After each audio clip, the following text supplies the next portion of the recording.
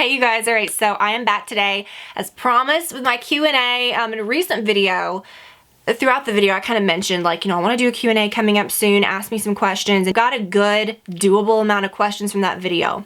Okay, if you missed my last video, hopefully you're watching this on Monday the 27th because this is the last day of that Nordstrom sale that's literally like 50 to 70%, like all kinds of things. Every Spanx undergarment, like you can imagine. This top I spent like, it's a shameful amount on. It's like $20, like 20 something dollars now. This is such a good top. And I don't like sit around my house like all dressed fancy, but I wanted to wear this to show you guys today. Full disclosure, after this video is done, the hoops are coming off, the sweatshirt's going on. I'm literally wearing joggers right now. Listen, I'm just telling you, don't miss out on it because it's crazy, okay? Now I don't want the video to become that because I could just rave and rave about that, but yeah, so I just kind of wanted to update you guys on some of those things before we get started. I don't like to read my questions ahead of time. I think I'm more likely to answer things too, good or bad, I don't know. Okay, here we go, Q&A. Tell us your love story. I feel like I don't know if I've gotten like super deep about it, but okay, so Brad and I went to high school together, and this was like in the late 90s, early 2000s, right? Like AOL instant messaging, no one was really texting. Like we had phones, but like no one texted. Like I don't even think we were allowed to bring our phones into school. I don't even remember. But we didn't really, texting was big in college, I guess, like toward the end. Middle, like end, yeah. Texting, right? Yeah. But even so, like you had your like older phone. And okay, I know you're like, what does that have to do with the millennial? I feel like we always joke, like I knew he liked me in high school, like we would talk every now and then. I think he said something to me, or one of his friends said something like, he likes you, whatever, like my friend likes you, whatever. And I always had a boyfriend in high school. Brad and I never dated in high school. I don't know, like I would talk to Brad every now and then, just like on instant messenger. And it was, I knew he liked me. He was really quiet. In high school, Brad was just like not even the same person. He was just so quiet. And then in college, a couple years into college, like, we would talk here and there still online. And I was always really excited when I talked to him, like just in a different way that I felt about really anybody else. But we weren't together. Like I was actually dating somebody else, and that went to a different college. And Brad and I were at the same school. And a couple years into school, like we just started hanging out. We started going to lunch together. We would see each other every day. Like we would plan classes like around each other. Like he took, I think, a class that he didn't need just to like take it with me. And it was just sweet, and I really wanted to, we were just such good friends, but there was just this intense excitement that was like over years of like this butterfly, like excitable feel. Do you know what I'm saying? Like the beginning of a relationship, but it went on for a long time. We'd see each other at school and it was just exciting, and I really liked him. And then it was just fun to talk to each other in a way that it wasn't necessarily with anybody else, even I don't know. And so so I broke up with the guy that it was kind of long distance, honestly. It become kind of stupid. But I was just so used to it, I guess, that I just was like, I didn't really know anything. I don't know. Like sometimes it's just hard to break off relationships. And so I broke up with him, and then Brad and I pretty much instantly started dating. And it was just so like intense.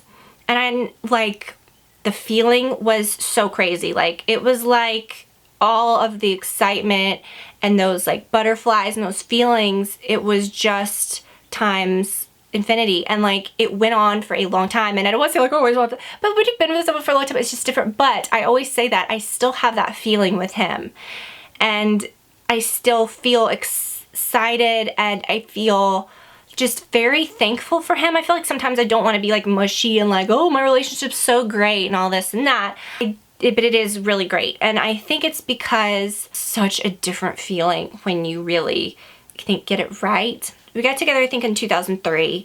And then we got engaged in, I think like 2006. And then we got married in 2008. And then we've been married ever since. We've been together ever since. So he's just my best friend, and I love him so much. What will be the first thing you do when this is all over? Oh, I know it. Okay. Y'all, I am going to the Mexican restaurant. Livy and I love our Mexican restaurant. Brad likes it too, but like Livy and I go for girls' days all the time at the Mexican restaurant. We go there, we have our friends, we know all the people there. I mean, oh my gosh, I cannot wait. We get takeout from there all the time. I am going to bust all up into that Mexican restaurant. I'm going to order everything on the menu. I am going to get margaritas. I am going to get cheese dip. I am going to get guacamole. I'm going to get a large pico de gallo because you got to mix that with the cheese dip, okay? Got to go back and forth. Well, I'm going to get some street tacos. I'm going to get the fried chicken ones. They've got some fried chicken, Southern style street tacos that have like coleslaw on them and like this yummy sauce and jalapenos. I'm going to eat so much refried beans. I'm going to be like, you know what? I've never asked you to do this before, but can you just load up cheese, the whole top? When I get refried beans, I just eat the little cheese chunk off the top and just the beans around it. No, I'm going to load up. I want all cheese. I want half and half. Beans, cheese, half and half. Oh my gosh, I can't wait. Can't wait. Oh my god, the Mexican restaurant. That's all I care about. Like literally, I can order things that I need. I'm fine at home. Thank God we have, you know, an area where we can get out and explore. We have a little, you know, Livy has a place to run. We have our own pool. We can get out. We are not feeling cooped up in that way. I'm feeling cooped up in a very like strong Mexican restaurant kind of way. Oh my god, everybody around me, fajitas for everyone, okay? I want to punch everybody in the face every time I go to the Mexican restaurant to order fajitas around me because I'm going to stink for days. I want it. Get all the fajitas. I'll order fajitas for the whole freaking restaurant. I'll order fajitas for myself. Like, I don't care. What I would give for my clothes to smell like fajitas again. I'll never complain about that ever again. Yeah, well, I probably will. How do you feel about Leah McSweeney from Real Housewives of New York? How do I feel about Real Housewives of New York? First of all, can I just change the question?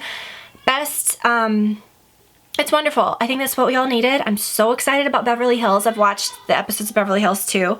Sorry, Olivia's, I don't know if you can hear her. Like, she's having a good old time down there with Brad. I don't know what they're doing. They are so obsessed with Animal Crossing. So like when this first began, we were playing like with our Nintendo Switch. And we were like, okay, you know, like we never really played with it much. This kid can like whoop my butt at Mario Kart, which is like the funniest thing ever. Her and Brad were like, well, what can we do now? And they went on there and, oh, Animal Crossing. We've heard of this. This looks pretty good. We'll get to Real Housewives of New York. Okay, but let's just continue with Animal Crossing. They love Animal Crossing. They run around together on Animal Crossing. Their house is so flippin' cute. They have like little cute houses. I think it's helping her, okay? Educational. Because like she can read what the guy is saying, and like Olivia's a good little reader anyways, but like I think it's really good. You have to like go around. It's just, I think, kind of really cool. Real House of New York, Leah McSweeney, obsessed. I love her. Where have I seen her before? I've heard of her. I've seen this girl on some TV show before. I heard that she was on The Millionaire Matchmaker with Patty Stanger, like on that show. I was never a huge watcher of that show, so I don't think that's what it was. Was she on another episode, like someone mentioned something? Because I swear I've heard of that brand. I swear I've seen something about her. I love her vibe. She freakishly reminds me of Dana from Vanderpump Rules, which that's another story. But I love it. I'm so excited about New York. It is the best television of all time. I'm so excited to see what happens. If you haven't, I mean, it's so good. It's so good. But I do like Leah. I'm like all in. I feel kind of the way that I felt about like when Erica Jane first came on The Housewives. I was like really into her. Like vibe and stuff. I feel kind of like that with Leah, but I think she's about to get like real slappy, but I think I'm gonna like her anyways. And then Vanderpump Rules, nobody asked, but I'm just gonna answer this question since we're talking about TV. I think that was a show that I loved more than anything like last season, and now I think it's honestly going downhill. Like I'm surprised after all of this is over. I don't know like how shows are gonna come back. I feel like Dallas isn't gonna come back. But it might. But I don't know. I feel like, especially since production has like had to halt for so many things, I think things are going to get pushed up, things are going to get pushed away. I think Dallas could get pushed away. Vanderpump Rules was so huge, had such huge ratings, and I feel like it still does because people are trying because it was so popular last season. I feel like I'm watching two different shows. I do not know why they didn't just continue to focus on these people that made the show what it was. Sure, they're not like in the back alley at SUR, like between shifts, like smoking cigarettes and complaining about like their one-night stands. Okay, it made the show what it was. It was good stuff. But now they're like, you know, it's just in a different phase. I think for the show, these people are getting paid. They're on a big show. They should have bit the bullet. Stassi, I can't see her going back to work at SUR, but you're on a show that's what it's about. I see that you've evolved, but Lisa Vanderpump should have made them something to do with the restaurants. Like that Tom and Tom evolved into having the bar, that made sense. But like the girls should just bite the bullet and go work at the restaurant. Work at the restaurant. I need the drama. I want to see Stassi bossing around these people. I don't care that these people, these new people are there, and then Stassi's like in her apartment and about to, you know, in her apartment and going on a book tour. I get that. She needs to be in the restaurant then bossing around people because she feels superior because of that. She needs to be, you know what I mean? They need to have that tension. That's what made it so good. And now it's like the setting's familiar. I see these people like at the restaurant, but I don't care about any of the new people. I think it should be a totally separate show. It's just so bizarre to me. And, you know, then I see everyone else, you know, in their homes and their new, and I enjoy that, but they need to be driving to work at SUR on the weekends for just a couple months a year to film this show, okay? They need to just do it. And if they're above that, then they don't need to be on the show, because that's what we signed up. That's what they signed up. That's what we all signed up for when we got involved in this show, okay? Vanderpump Rules, I think, is just, it's pretty awful. It has been so bad. And I go back and forth with Stassi. I enjoy her sometimes. I love that she got a house. If you follow her on social media, she actually got a house like in the hills that does not look like any of those other stupid houses that everyone else got that look exactly the same. Those little cookie cutter houses. So there's things I like about Stassi. Beau, I feel, when he first came out, was like, yeah, but Beau loves being there. He loves the spotlight. I think that he's really putting it on. He really likes what he's doing there. I think, yeah. So Beau, I like him, but, and Stassi, she knew she was getting engaged at that cemetery. Like, she knows what's going on. I think it was a joke how she acts with Kristen at the wine thing. Like, she's above the wine thing. I'm like, you are on Vanderpump Rules. Like, you're not above having your own brand of wine and selling it. Like, who does she think she is, you know? It's like, I think working at the restaurant and having that, like, I'm sorry, but like in LA, like, you're gonna make so much money. I've been more successful if she would have just like hung on to like a bartending position. You make a lot of money bartending, you know what I mean? Especially like someplace like that. Been like real popular there, whatever. Then if you've got like a couple books that come out every now and then that are bestsellers, and that stuff can go away in a heartbeat, you know what I mean? Like, she needs to be just, I want them to go back to the restaurant and work, okay? Just go back to the flipping restaurant. What's your favorite thing to purchase, non-Olivia things? Home stuff. Home stuff, hands down. There's nothing I like more than opening up a box of something that I got, or going into a store and bringing home something beautiful and putting it into my house. I cannot wait till I can go like shop and, you know, like home stores. There's so many little boutiques around here and beautiful home stores. I can't wait. But home stuff, hands down. What is your Enneagram number? Someone else asked me this the other day, and it's like a, hold on. New? Is it a new thing? It says, there's an article, millennials have made Enneagram numbers, like have their so is it like something someone's talked about and now it's like a big thing? Hold on a second, now I'm interested. I love personality tests. I think in one of my recent Q&As, fairly recent, we talked about the Myers-Briggs Test, like introvert, extrovert. I'm an INFJ. Okay, just FYI. Let me see what this is. Hold on. Okay, so fully took this test. Let me tell you, okay, so test took about 10 minutes. I found it just on a website. What is this? So basically it's a test. So you answer all these questions. It's very similar to the Myers-Briggs questions.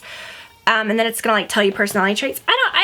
When people find this out, I think it's more interesting, like, because you understand yourself. When you read these, you're like, yeah, of course. I'm a 1.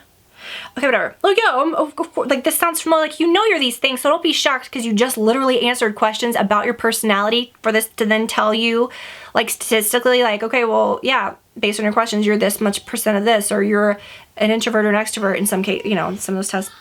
So, but this one, it's like it focuses on, so there's 9 numbers, and each number represents a different personality trait.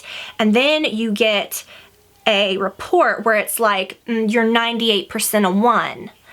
But then you're also a 78% a this, but then you're also a 97% something else. So it's not like you're 98% a 1 and then you're like 2% more everything else. It's literally just like they percentage you out for what percentage you are of everything. Do you know what I'm saying?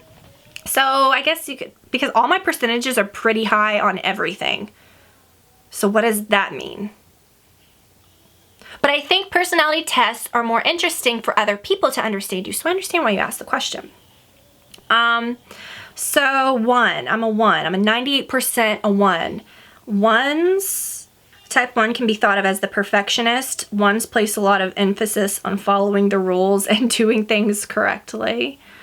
So it says, 1s are defined by the belief that everything must be in order and feeling that they must always be right. Feeling that everything must be order. They show great commitment and determination to improve conditions that they feel need improvement, and they're forward in encouraging others to improve their performance too. Sure. At their core, 1s are the model children of the Enneagram world, dutiful, responsible, and perfection-seeking. Yes, that was very much me. At the same time, they're idealists in the sense that they believe that they know exactly how to perfect the world and they wonder why others do not see it. I don't really think that. I just know, like, I have beliefs, and I do feel like, not that I feel like I know everything, or that's like what's right, but I don't care what other people do. Like, I don't push on other people. Okay, whatever. Many 1s proselytize. Okay, I went to college. I don't know what this word is. Proselytize. I think you made up that word. You probably didn't know. Proselytize. I'm a very like vocabulary person. Like, I'm a good speller. I know most words. I've never seen that word in my life. What word is this? That's what's bothering me about this whole thing. So I don't know what this word is. Does that say something about me? I'm a 1. I'm a perfectionist. I should know what this word is. I think they threw it in there to like F with me. They focus on the 1 true course of action or how things ought to be. They're often drawn to positions of teaching, advocacy, or inspirational leadership where they can share their vision and seek to reform the world. I'm not seeking to reform the world, but that kind of describes a lot. As teachers, I went to school to be a teacher. They're creative, exemplary, and motive. Unlock your full report to understand how you control. They're not going to tell me the rest? I have to pay $19.99? No. No, thank you. I'm not paying you $19.99. Oh, come on. Unlock your full report. No. Whatever. Oh, but it tells me the rest. Okay. So the one that next I most closely match is a 6. Type 6 is also known as the skeptics. 6s are preoccupied with security, seek safety, and like to be prepared for problems. Yes, I'm very much a planner. What am I the least? So that was the next closest, and then the next one was, so I had an 88% match with a 4. Type 4 is known as the individualist. 4s want to be unique and to live life authentically and are highly attuned to their emotional experience. Okay, sure. Sure. Type 7, I'm an 88% match as well. Type 7 is described as the enthusiast. 7s want to have as much fun and adventure as possible and are easily bored. I found that to be, I like to have fun, but I am not easily bored at all. So, incorrect. Glad I didn't pay you for my results. No, I'm kidding. 87%, I'm a 5. Type 5 described as the investigator. 5 seek understanding and knowledge and are more comfortable with data than people. I'm more that than I would say a 7. So yeah, that's very true. Very, very true. And then an 8, I'm an 84% 8. Type 8 is also known as the challenger. 8 see themselves as strong and powerful and seek to stand up for what they believe in. Yes. What am I the least of? I think that's what would be interesting. So I'm a 67% 3, and that sounds like a high percentage. I mean, fairly high, but that's low considering I was like 88%, 98%, 97% other things. So a 3 is one of my, so the 3 is was my second lowest one. My other lowest one was like very low. So 3, type 3 is known as the achiever. So this is not what I am. 3s want to be successful and admired by other people and are very conscious of their public image. That's actually I am not that at all. Like, I joke with Brad about this. And other friends of mine, I talk about, like, I like to be under the radar. I like to do what I do on here, but, like, I've never been one for, like, I don't want to do meetups. I don't want to do things that make myself feel important. I want to just keep doing what I'm doing for the reasons that I'm doing it. I don't care what other people think of me. And I think that comes with, for me at least, like success. Like when I feel successful at something, when I feel comfortable with myself, when I feel comfortable in my home, in my this and that, like I don't feel like I need to prove anything to anybody. Like I don't want anybody to think I'm successful. I don't want anybody to think or to see like, oh, look what she's doing. Like I don't care. Like I mean, pretend I'm under a rock, you know what I mean? I want to be under the radar. Like, I want to be successful when I'm doing, connect with the people that care. I'm not doing it to look important or anything. And be successful what I want to do within myself. And think about how that supports my family and how that affects our life. And I don't want anybody else to know about it. Do you know what I mean? Which is kind of funny because what I do is kind of like more public, I guess, because people, whatever. But that's not why I do it. You know, I don't want people to think, I don't know. I'm not doing it for people to think, whoa, look, she's really popular on Instagram, or look, she's really big on YouTube. Like, I don't care about that. Okay, so my lowest percentage, I could have done a whole video on this. Girl, this is hilarious. A 9. So my lowest percentage is a 9. I'm a 46% matched with a 9. Type 9 is also called the peacemaker. 9s like to keep a low profile and let people around them set the agenda. I do like to keep a low profile, so that's opposite. Oh, you know what it is? No, here's what it is. The way this word is confusing. 9s like to keep a low profile and let people around them set the agenda. They mean like they don't care what's going, like I think let other people around them make the decisions. They're keeping a low profile, like they're sitting back. You just make the decisions for me and I'm just gonna go along with it. That is so not me, so that's right. But when it says low profile, I like to keep a low profile and that I like to be successful and like what I said last time, but I don't want any recognition. I want to just keep a low profile. I don't need it. You know what I mean? It's nice to be recognized, but that's not what I thrive on. I'm comfortable.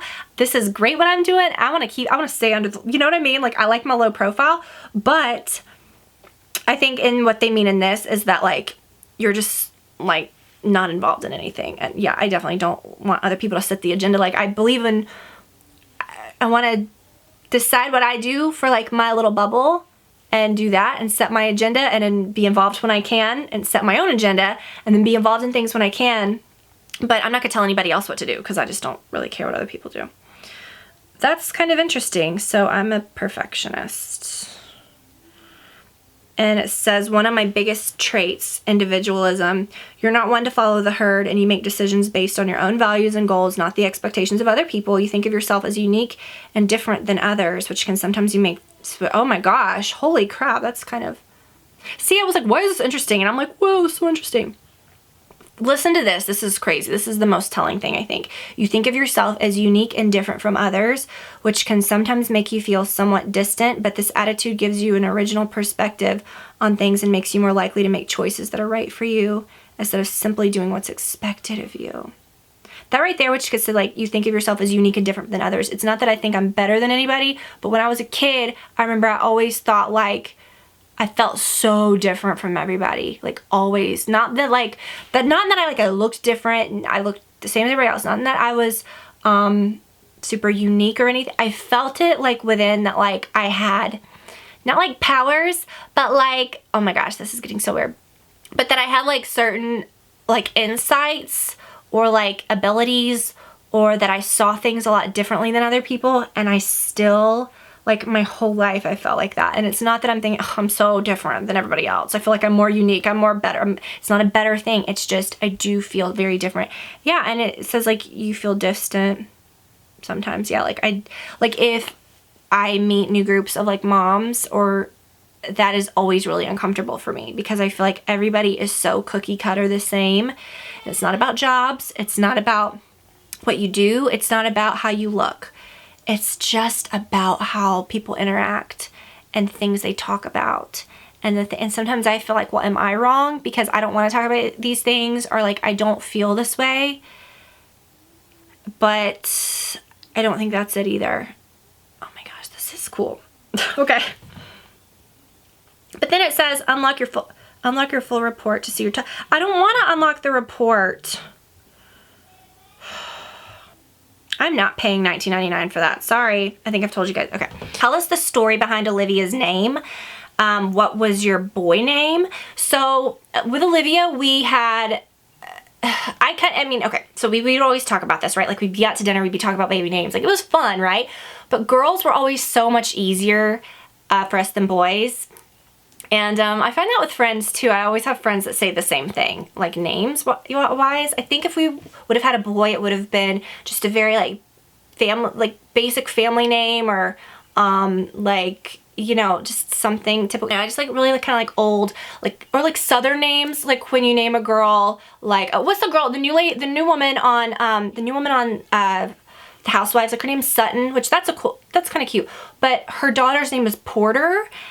She like mentioned that, and I was like, that's kind of cute. Or I really liked Harper, but that became kind of like, that was kind of like a thing for a while, right? Like 5 years ago. And then I really liked Olivia, and Olivia was a name that was, obviously I really liked Olivia, that's what we named our child, but that was a name that Brad and I both really liked. But to me, it wasn't such a crazy name. It's a name that really hasn't been in or out of, like it's never been a name that's like totally out of style that you never hear about. Olivia's kind of just a, I don't want to say basic name, but it's just like even like a more classic name. It's a name that could have been in a really old book, you know, like Olivia, like it's beautiful. It just rolls off your tongue. But then it's also a name that you could imagine as a child. Or like I could imagine a really old lady named Olivia, and I could imagine a really like a baby and a little kid, a little fun kid named Olivia. And of course, Tiffany is kind of like an 80s name. You know, you don't really hear a lot of people being named like Tiffany or Stephanie or anything like that.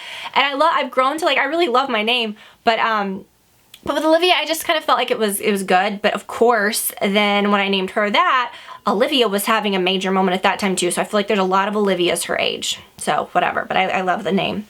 And then her middle name is Belle. And that was just a name that I liked. I liked that it had like a Disney princess aspect to it. I liked the meaning of it. I think it fits her. I think that it just rolls together. And I just think it's the most beautiful name, and we call her Livy Bell, and I love her name. For boys, I think, what was another name? I don't even know. Like, I can't even, I'm sorry. Oh, and I also really liked the name for a girl. I also really liked Ruby. That was a name that we were Brad he liked that name and he respected why I liked it. My great-grandmother's name is Ruby. But,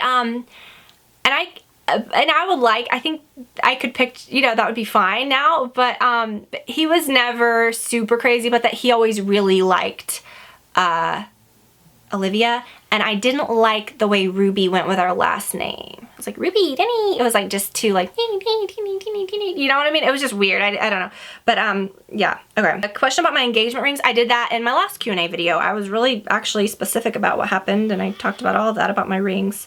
I'd love for you to do more story times about when you were TTC with Olivia.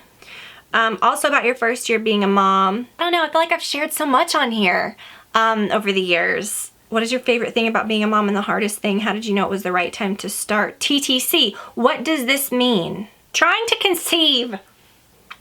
Jesus. I apologize, y'all, I'm an idiot. Okay. Here's story time about when I was trying to conceive. You don't hear that. How did you know it was the right? Okay, no, I'm just kidding.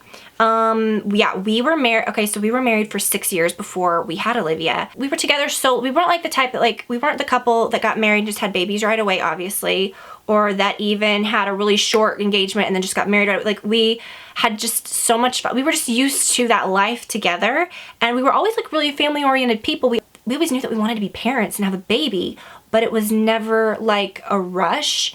And I think especially after we moved to this house, it was like, I don't know. I don't even know. I think sometimes it's hard to overthink because say, oh, we're going to be ready at this point. We're going to be ready at that point. Are you really ever ready? I don't know. But I think for us, it really helped that we had all of those years together and got used to just us, because I feel like we're more of like a team. Like we let things kind of roll up, because like sometimes it's like we'll look like something will happen, or like when we were like first parents, right, we would look at each other like, oh my god, or like she'll do something and we'll look at each other like, what? And we kind of have that bond of like, we're in this together, like this is our, you know what I'm saying? I don't know, it's not like we got married and then instantly like got pregnant and then and this is just our life, and it's like, yeah, whatever, and things gosh, is that like a personality thing, or is that, I don't know what that is, but I think it really does matter to have that foundation where you can talk about your life before, where you can have like that bond before. Now you don't need to do like, not like 10 years like we did, because like I said, gosh, we were married for 6 years, but we were together for like 4 before that. So, you know, I'm not saying that's perfect to do, but gosh, to think that like we had our 20s and like our very early 30s together, all that time, it was just special. And now it's just another phase of life that I can't even hardly remember what it was like before, but I can. But it's just even better, you know what I mean? And I don't feel like, we never feel like we missed out on anything, or that things, I don't know. It's all about like what you want to do. But then of course there's people that get married and have a baby right away and get married after a day and they're fine. You know, I don't want to say that either. Like, but you just have to know what's right for you. What's your favorite home decor stores? Where do you get home decor inspiration from? I think that honestly for me, my inspiration has just, I go with like what I like. I don't like to copy things exactly from a store or from a certain look or from this or that. If I like a certain piece, I'll get it, and or you know, build a room around it or whatever. But like, I feel like my style and just how I shop for things has been totally trial and error. I didn't get my first place and instantly just like, oh, this is so great. I loved everything that I had, but I look back and I'm like, gosh, that's so not, even things from a couple years ago, even things from a year ago, some things I'm like, why did I do that? That's so weird, you know? And I think things just like kind of evolve, and it's all about how things make you feel, how rooms make you feel, how certain pieces make you feel. And I think I've learned now, you know, like as I've kind of like built up different things in my house, you know, like don't just decorate a whole house all at once, do room by room, and don't get things that you don't love. You know, you can find amazing things for great prices. Doesn't mean everything you love has to be expensive, but I really, lately I've gotten a few new furniture pieces. I like things, for me, my style is very like, I like traditional things. I don't like things that look too themed. I get kind of a weirded out feeling when I go into those neighborhoods now that is just, it looks like the set of a movie because it's the farmhouse, farmhouse, farmhouse, and I like it, it's cute. Certain ones that are done right, but like, it can be a little jarring if you have that and then it's like, well, then you go inside of it and what, you like traditional stuff? Do you like modern stuff? Like what? And it can look a little strange. I don't like things that look too themed out. I like that our house is pretty traditional, but then it's also got like some different elements, like some things that are very traditional, but then I like that we have done things to it and we've made it our style, because it definitely wasn't when we moved in. I always say like our foyer looked like the Cheesecake Factory for a year. You know, it was like gold sponge paint. And, you know, you just kind of make things your own. I like the look of like, you know, our foyer very white with like molding. I love beautiful molding, but then I like to have a really modern piece and a really traditional like room. Do you know what I mean? Or have something that looks a little different and then pair it with something that's a little like sparkly or something that's a little rustic. I think you just have to have a balance, and I don't think I could ever say like, oh, my style is this or that. I love mixing lucite in, and like I guess that's just like the mix of like traditional and modern and stuff. But I don't really love a lot of mid-century modern stuff. Like I do like a few pieces to mix in with other things, but I wouldn't like a whole room that looked like that, you know, with too much of that. But I think it's good to take some of that and mix it into other things to make it look a little fresher. You know what I'm saying? I don't know. It's just about things not being too matchy-matchy. I don't know. I love all different things. I might find art from like an artist that I really love that I ordered, or I might find art from like an antique store, a little weird odd thing or something, or little pieces that you collect. But I think that like for big pieces, even find big pieces like that. I don't know, but I think you kind of have to have like a mix.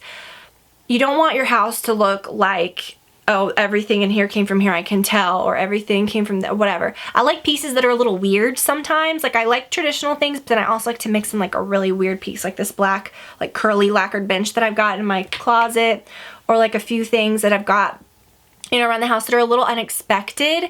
And I think that's kind of fun, but then I don't want the whole place to look like a fun house, because it can get real fun housey real fast if everything is like that. I think that like a big beautiful wood chest mixed with some real funky pieces. I really like clean looking things, but sometimes, you know, I really have to weed out things because I like a lot of things. So I really am always trying to edit things and not get, you know, not have things look too crazy. Anyways, you guys, let me let you go. It's been such a long video, I know, but I hope that you enjoyed it, and I'll be back soon with some more stuff. Thank you guys for watching. Definitely check out the Nordstrom sale. If you missed it, check out my last video. I linked to like everything that I ordered. This top, just check it out. This is the last day. If you're watching this on the 27th, on Monday, this is the last day. So sorry if you're watching this after. You missed out. You should have watched my videos last week. You wouldn't have missed out, okay? Anyways, you guys, I love you so much. I'll talk to you soon. Have a great week. I'll see you again here in a few days with another fun video. Bye, y'all.